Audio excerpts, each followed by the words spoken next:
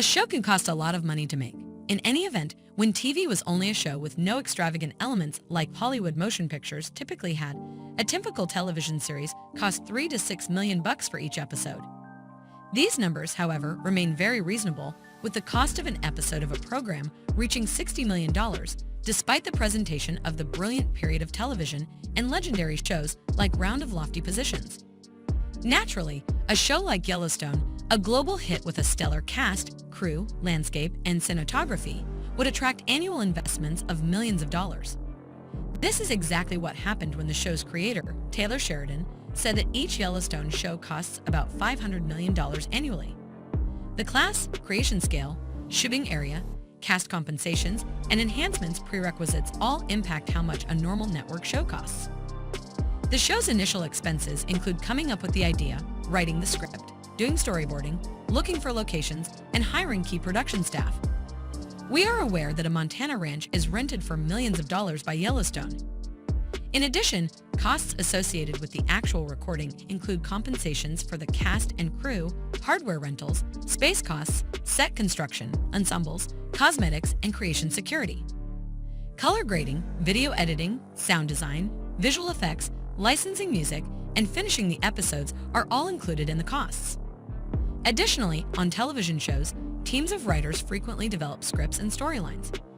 The price includes their salaries, as well as any fees for guest writers. The ubiquity, experience, and overall financial plan of the show all play a role in determining how much entertainers are paid. Established actors typically earn more money. Bringing in a star like Kevin Costner, for instance, is prohibitive. In fact, the entertainer makes $1.3 million for each episode, which is probably the highest amount in the region.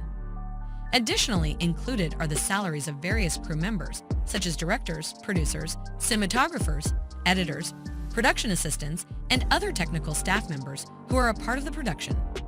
The production of sets, the design of props, and the creation of ideal shooting conditions all result in costs, which include the cost of materials, labor, and set decoration. The visual effects in a show can be expensive. This includes CGI, practical effects, and any post-production enhancements. In that area, Yellowstone is protected, so there aren't many expenses. However, in order to attract viewers, advertising campaigns, public relations initiatives, press conferences, and digital marketing initiatives incur costs.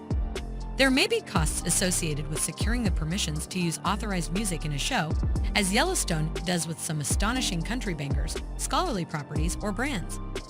We are aware that Sheridan typically employs his own resources and works with essentially the same crew on nearly all Yellowstone shows. Every step of the way, this could give off an impression of being a clever method for managing lessening costs. Yet, the writer straightforwardly conveys that he prefers as such whether or not it costs every one of them more, because he understands he can rely upon these assets and gathering people instead of bet with the endeavor with a novel new thing. However, a new Wall Street Journal article raised concerns about excessive spending based on leaked production staff emails.